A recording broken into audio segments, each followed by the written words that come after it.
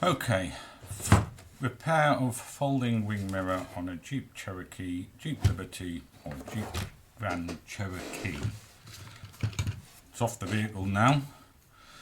I've not found a pretty way of doing this. This side has sort of like a lip and this side has the catch, but it's always been a struggle every time I've done one of these, so bear with me. Okay, start again. Battery went flat. Repair and service of a folding mirror off a Jeep Cherokee, Jeep Grand Cherokee, Jeep Liberty. I think that's all. So that's one side, that one side.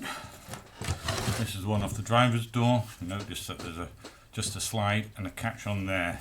The slide goes that way in. Not found a pretty way of doing it, but I put my screwdriver in there, just pop it out.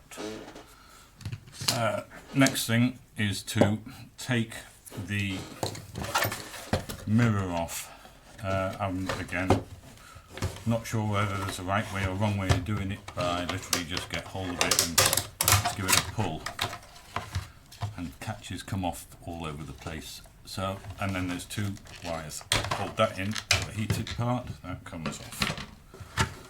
Okay. And then after that, you will notice that there's three wires going to this. On another version, there's a square plug, which doesn't need to be taken apart because that comes out through the whole thing. But basically what you've got to do is you've got to take that off, and when it comes out it looks like that. You lift the tab, stick a wire in and pull each individual wire out. Make sure you remember which way the wires go around in the camera. Alright. Okay. Got the wires out eventually, so pointless you showing me struggling on that. Next thing is these three screws come off.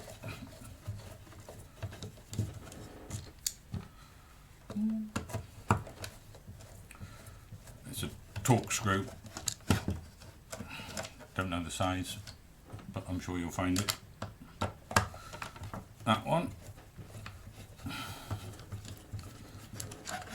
Also not a pretty action. You've then got to obviously rescue each one of these. It didn't matter which way around these black wires go, because these are just for the heated mirror. So once you've done that and you pull that through, that's them all out there. With those three screws out, this with a bit of a wobble comes out. Now, one I remember, there is a bigger square in here. There's two little ones and a bigger square which locate onto these bits here. This black bit is the bit that turns when the motor turns. Okay, so that's that off. Very easy, he says. The next bit is as pretty as you can. Not that it's pretty well shot. So we'll take that off and take that off from there. It will go back on. Shove that over there. Now on this, holding this bit in, because there's three screws in the bottom of this unit. 4 screws, he says confidently, 4 screws, which go in the bottom of there. So to get this off there, there's a clip here and a clip there, and a heated clip where they've melted it in there. Quite often it's a bit of a struggle. I find it's easier to undo, to put something on here, spring the clips coming off there, and then wiggle about, and it eventually pops off there. Again, I'm not going to show you me struggling with it. Now unfortunately sometimes, because of the way these have been heated and bent across, I've just broken that one, but I'm sure a little bit of glue on the final assembly is going to solve that problem.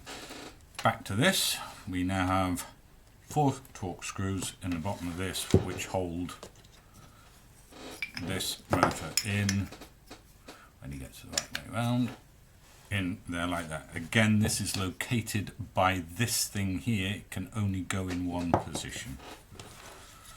Again, I'm going to undo the 4 torque screws, but I'm not going to show you that either. Don't like to see me struggle. Right. struggled enough, but that clip will come out from there, he says confidently. That way round, sideways, okay, and then again you've got to negotiate that rubber through the hole. If you keep, because I don't bother moving that rubber, it just that's where it goes into the thing through the door. I'm going to stop it again because right, okay, that comes out of there, so we can discard that with that over there. While I remember, if you do buy new one of those, the top, he says, not got one handy. Why haven't I got one handy? Oh, there it is. The top comes with self-tapping screws. Now on the one that I've reserviced there, I re-tapped with the original size screws, but you could just use the self-tapping screws if you wanted to. And one other thing while I remember, if you are replacing these, that should not be as tight as it is. This is the bit that turns when the motor runs, so when you put it all together and it's spring loaded, it jams up. If you're a clever bugger, you can file that away so it's a nice smooth fit. What I did is I just chamfered the edges slightly around there, very lightly, so it doesn't matter how hard you push it together, it would turn. As you can see, that's quite tight. Okay, back to this one. So we're about to see how dirty and black it is inside. This is a slightly smaller torque screw, so I'll change that. And again, it's 4 little screws, all go into here. Now it might be worth at this stage remembering that hopefully your wing mirror is on the out position. You know that is a key position, it can't be changed in here, it can only go in one position. It can actually go in, oh yes, it can only go in one position, which is there. So it might be worth making a note of where this is in relation to that. So it's actually, someone said it before, they marked the yellow bit there, the larger one, and that there. So when it's in the open position and when you reassemble in the open position, you know that that is to the right of it. Okay, as long as it's to the right and within the slots, I'll show you later. In here, these there's some metal bits that go into the keyway there, but I'll show you that in a minute. Okay, next bit. Carry on regardless.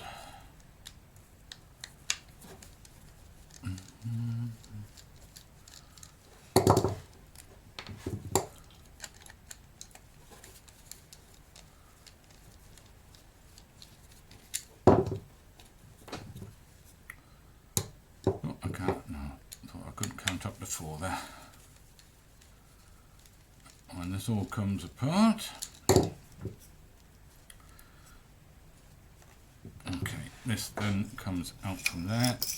Okay,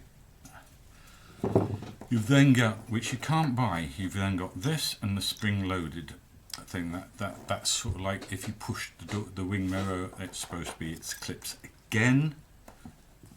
Obviously that's circular, so it can go anywhere, but again this has a square keyway in it, and there's a square keyway on that as well. So as long as you get those so it will slide up and down, no problem at all. And the bit I was mentioning before is you've got the 2 nodules in there and these, so that is your spring loaded part. Okay, and then you carry on, pull this bit off. Now quite often the gears are all in here, but you've also got a ring gear, a spring, and again something else that allows everything to move. If this is okay and not split, one of the ones I took off originally was split, so when it tried to move it jammed up. Can't remember which one it is now. So if it doesn't look too damaged, I would just clean it up and keep it in one place, because this is very good spring. And if you take this clip out, it goes ping. What I made was something like that, and I had to file that washer down slightly so it went within the ring, so I could actually compress it all, take the ring out and take it apart. But again, this can only go in one position, or any position I should say. It does have keyways, but the whole thing would turn anyway. So I'm just going to clean it up and grease that up when it's done. This is the part that's important. Now,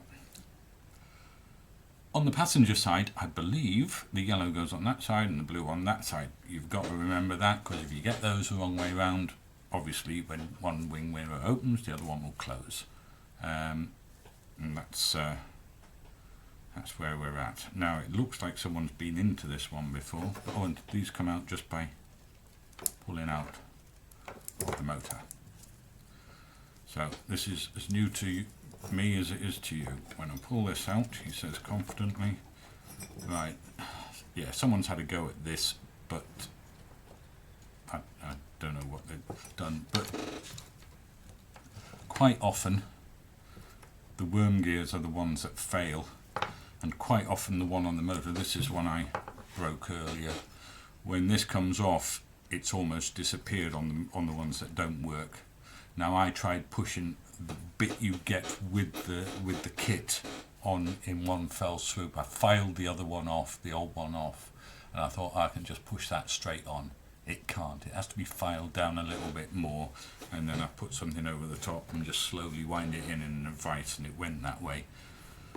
If you buy a motor, when you find your motor's not working, the other problem with the motors that you buy is this one is a new one.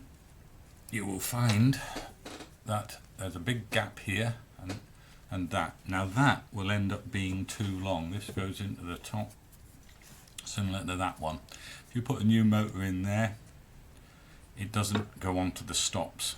Now what I found is put a little nut on there, again, squeeze it in a vise, push it down so it's nearly touching the edge of the motor, and then I literally ground down that point, so when it was sitting in the hole in there, that went down to the bottom, and that was a good fit. This is one I prepared earlier. You'll notice it's now lower down and filed off there, and that now fits perfectly into there. Okay, so the next job is to wash and clean, basically. Well, chuck those and they basically just come out. Find something else to play with. We'll use that. That just pops out from there and slides up and out, he says confidently, normally. Bingo. Okay, so again they're the old bits. This pack of new bits. And as I say, you get this with it when the worm gear on the other one goes. It doesn't fit directly onto the shaft. Doesn't matter what you do. I haven't tried heating up red hot and pushing it on that way. I'm not that clever. So all I did was I just got a file and sanded the shaft, filed the shaft down as evenly as I could and shoved that on, and it did work.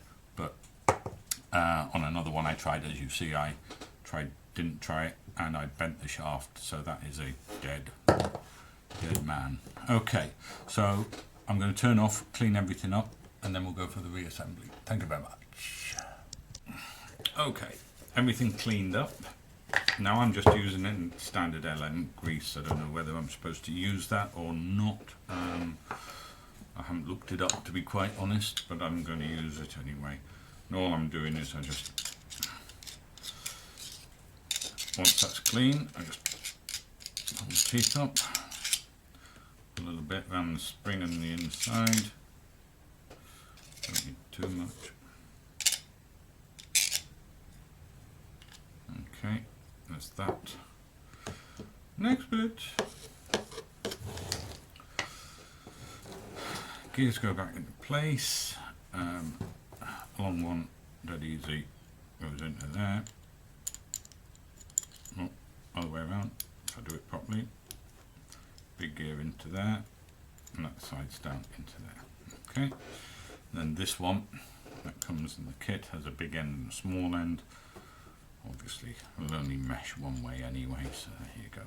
That goes like that, and then, to be quite honest, all I did was fill up where the gears are. Again, whether that is the right way of doing it or the wrong way of doing it, I have no idea. It's just what I'm doing. Okay, so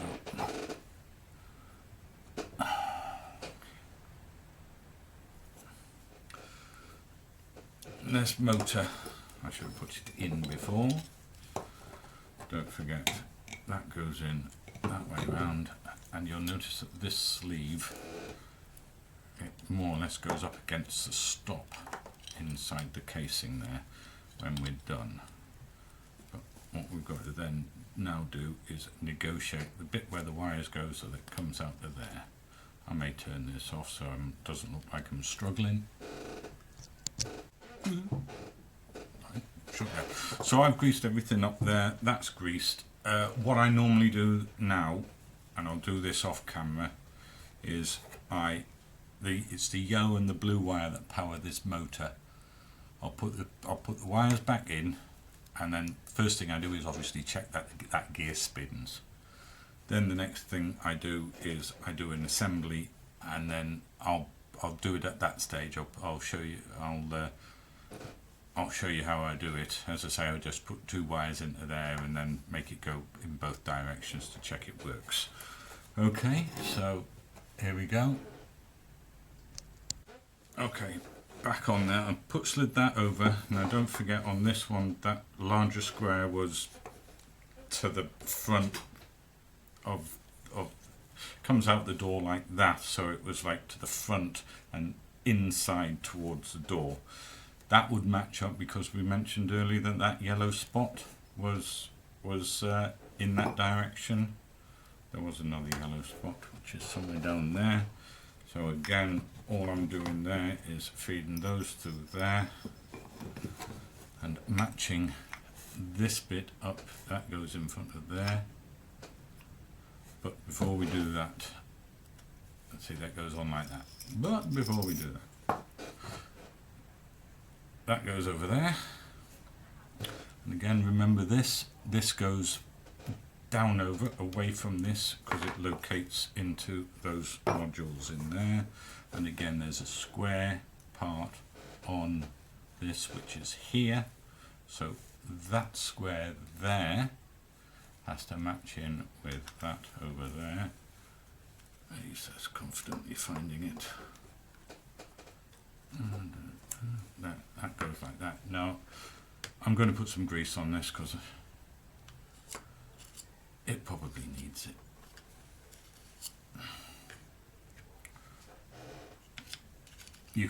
You can decide how you want to lube it yourself.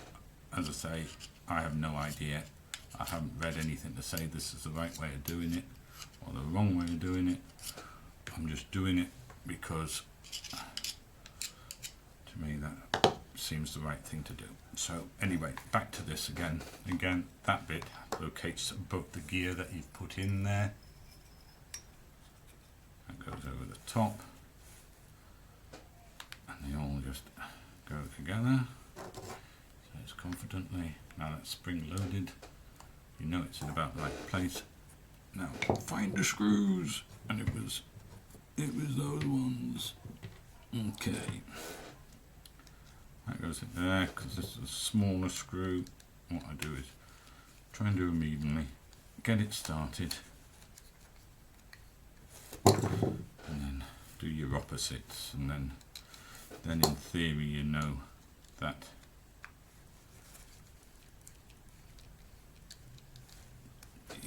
it's going to locate. There we go. Okay. And just wind it down enough just to get it started, and then the others go in. As I say, I've used the same stuff apart from the gears on this. if you do use the other ones, while I remember, I mentioned this earlier about it needing chamfered to go into this top here, but there's also another, see how tight that is, that shouldn't be that tight. There's also the other problem is this rotates into that bit, and you see that is tight. So what I did was I just took a file inside that, so that would then turn freely, because obviously if it's tight there, then the motor's fighting against it, and that is just too tight. Yeah, see, it's definitely where they've cast it, that's too tight. So just you can actually feel a bit of a ridge, so just file that off so that spins freely in there while I remember that. So as I say, I've got the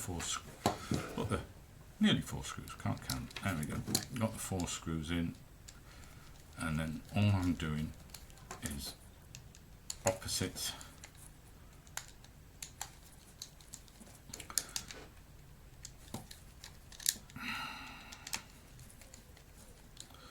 I'm a bit of a bodger, so all I've got is a wire out of screenshot here, a battery I should say out of screenshot, and all I'm going to do is, once I've got these tightened up, shove 2 wires into here, and then the 2 leads off the battery I'm going to put one way and the other way, just to double check that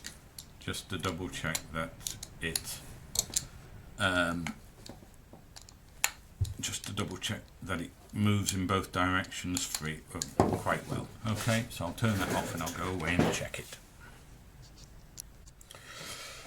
And you'll see that after I've run it in and out, that has actually matched up exactly with that yellow mark that someone has put on before. Don't know who's put it on, but mine ran freely, and that's all I did with that. Just put 2 wires in, then literally touch the 2 wires, and it goes all the way one direction, all the way the other. That's basically it, apart from reassemble. So again, I shall cut it off while I feed this through and make it come out of there, and I'll show you very quickly in 2 more stages, I think. Okay, right, I've fed the wire through, comes out there as I said before. Don't forget that this bit locates into one bit there, so again it can only really go in one position. Make sure it's all the way down, then back up to the bigger torque screw, because we're nearly done. And again, it's these screws. Now these are the ones that if you're using, I bought one of these with the head, because that's the head that goes in the bottom there. These are not tapped, do not come tapped. They are supplied with those self-tapping screws. When I did this one, I tapped them back out again, so that one's ready to use if ever I need it. But anyway, these basically go into there. But if you have used the new part, then it will be the self-tapping screws that you put into this bit here. Right, turn it off for the next bit. Okay, so that's back in there, that's done. These are all done here. The next bit is reconnecting onto here. Now I'm going to see whether this clips okay or not before I use any glue. But again, this can only go back in one position. Once you get it in about the right place, it's just a question of squishing it back together.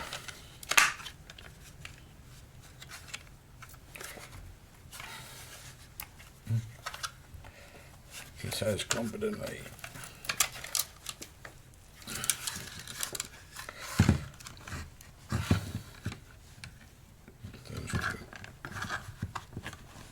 I'm going to turn it off while I struggle.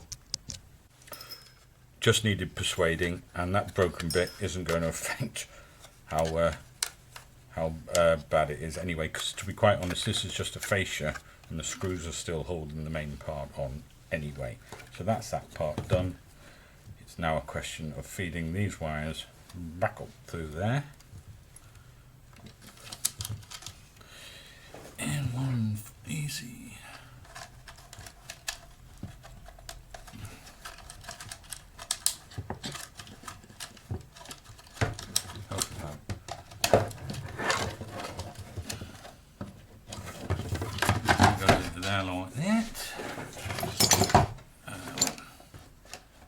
Now don't forget, this will only go into one place. It will locate onto that, onto the larger, well, 3 keyways, but obviously it's got to be in exactly the right place. Then it's a question of just using the 3 screws I've got. There we go. Those 3 screws go into there.